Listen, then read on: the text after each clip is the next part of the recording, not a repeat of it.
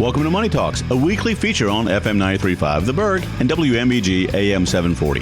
Today we will talk just a little bit about money, maybe some of the things you can do with it, how it can impact your life, some ideas on financial planning and investing, and getting the most out of the money you hope to have, already have, or want to pass down. So sit back, relax, listen, and maybe take some notes, as you may have some questions by the time we're done with this edition of Money Talks. Hello, Dan Joss. How are you today? Doing great. Greg Granger, how are you? I'm well. Welcome back to Money Talks. Thank you. So, the listeners out there might know that I've got a couple kids that aren't really hardly kids anymore. They're now ancient, and not quite as ancient. Comes with the gray hair. Yeah. So mine are all... That's why I shaved my head. Oh, okay. Well, good. Yeah, I'm not shaving my head. I'll stick with the gray hair. But all my kids are young adults. They're in their late teens, early 20s, and I have struggled with some of the things to teach them about money. Mm-hmm. And so I wondered if Dan Joss has some tips for what do we teach our kids about money? Maybe I've done it right, maybe I've done it wrong, maybe the listeners have figured it all out. But let's talk about that a little bit. Yeah, let's talk about it. Well, if you're worried about it, then you're probably on the right track.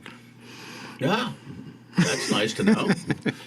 That's nice to know. Okay. Some lessons about money. I like the thou shalt not covet.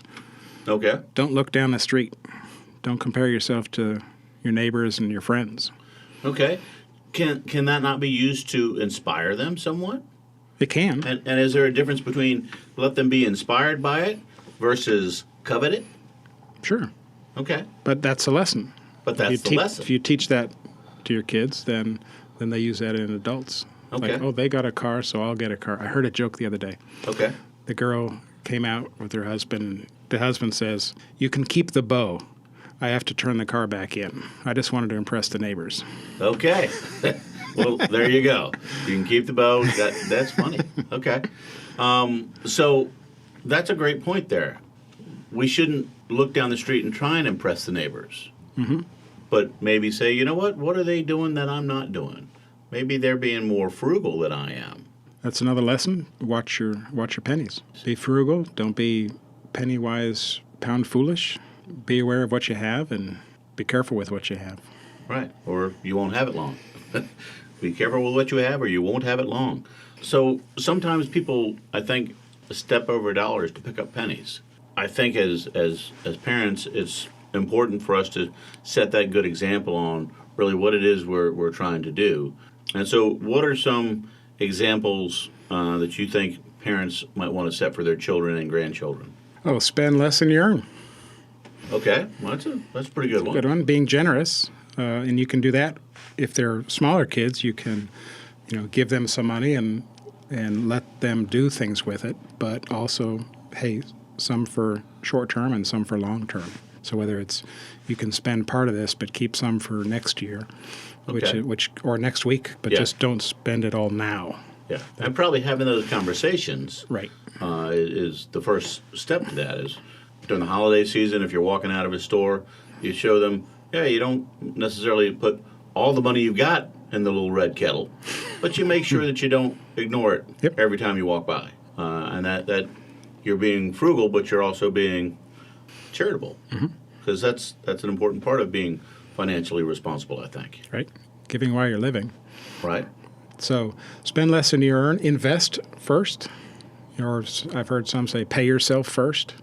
So invest for the future or the long run or the next generation out of some of what you earn. I hadn't heard it put like invest first before you spend, but that makes a lot of sense. Put something away, invest it so you've got something for that rainy day before you spend it on something that you perhaps don't really need. Or need. Or even that you need. But you find that balance. It's part of your line item.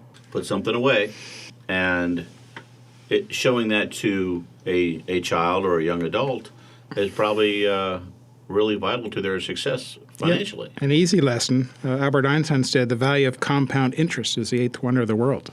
And you can show that with a simple math quiz of, take a penny, double it tomorrow, double that the next day, and see where you're at after 30 days. Where would you be at? Over $5 million. Really? And it just grows. Okay. And if you can teach that to a child or your your teenager. Maybe they'll get it, and if they use those 2 other lessons, save for my future early, like as soon as you can, fund a Roth account or an investment account of some kind, then they're well ahead of many. Because it's hard to catch up to your retirement if you start in your 50s. For an 18-year-old or a 20-year-old, by matching their Roth contribution, you're automatically teaching them a 40-year lesson. That's a great point. Maybe I should make sure that all 3 of my kids who are in their early years, all of them has a Roth IRA, and that I offer to match it or something. If they have earned income, then they can make a Roth contribution. And it doesn't have to be their money. If you want to put that contribution in for them, that's one gift. But to incent them to do that is another lesson. All right. Well, thank you so much, Dan Joss. If somebody wants to reach you about financial advice for you, for them, or their child or grandchild, what's the best way for them to do that? 757-903-2127 or jossfinancial.com. Money Talks is a weekly program presented for the listener's benefit and entertainment. It is provided at no cost to the listener, and the ideas, opinions, and comments are not to be construed as legal advice, tax advice, investment advice, or other advice specific to the listener. Listeners are encouraged to seek the advice of a licensed professional or other qualified party when dealing with financial, legal, tax, medical, investment, insurance, taxidermy, plumbing, electrical, carpentry, real estate, chiropractic, veterinary, oral hygiene, hot air ballooning, etc. We have given you some food for thought. Now, call a licensed professional such as Dan Joss at 757-903-2127. Thanks for listening, and remember, failing to plan is planning to fail.